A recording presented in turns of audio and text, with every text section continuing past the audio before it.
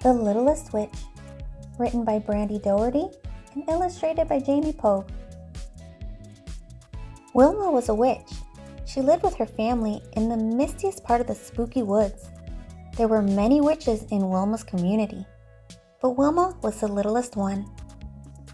It was almost Halloween and Wilma couldn't wait. Last year she was too little for the broom flying demonstration at the Halloween bash.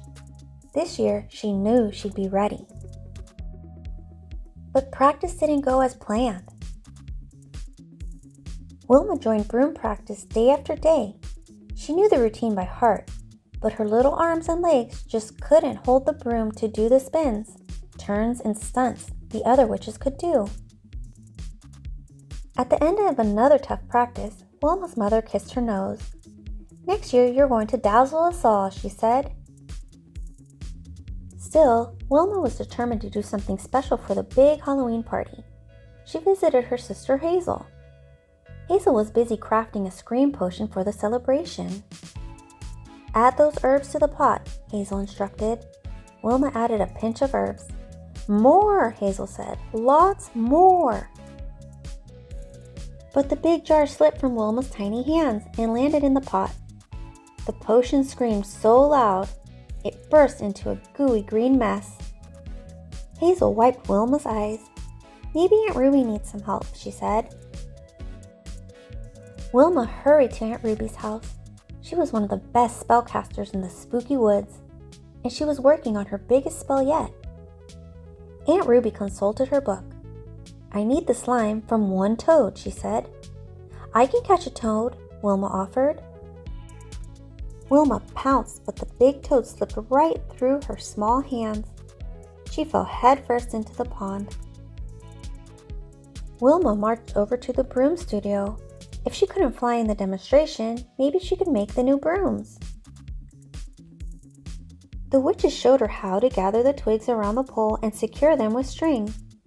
But bundling the twigs wasn't easy. Before she knew it, Wilma had tied herself up to a broom. "We don't have time for silliness," one of the witches told her. Wilma ran to her grandmother's cottage. "I'm still too little," she cried. "Nonsense," Nani said. "I was just finishing your new shoes for the big night."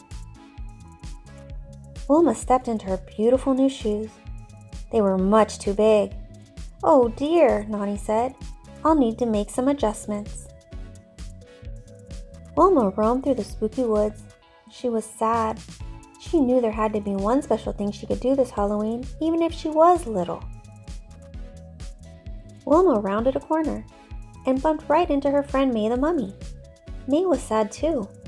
"There's no part for me on Halloween," Wilma whispered. May nodded.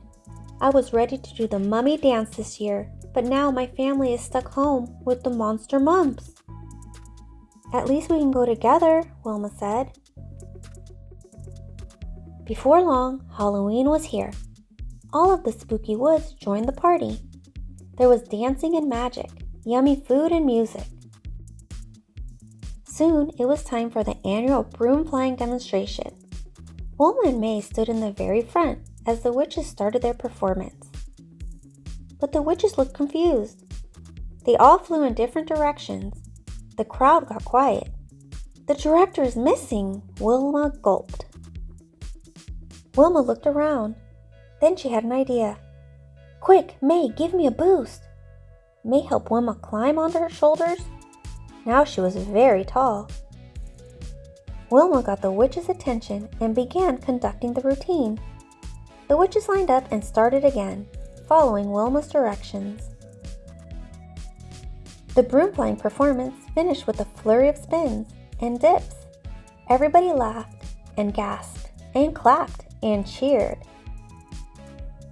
The witches stole the show with their fantastic demonstration, all thanks to Wilma and May.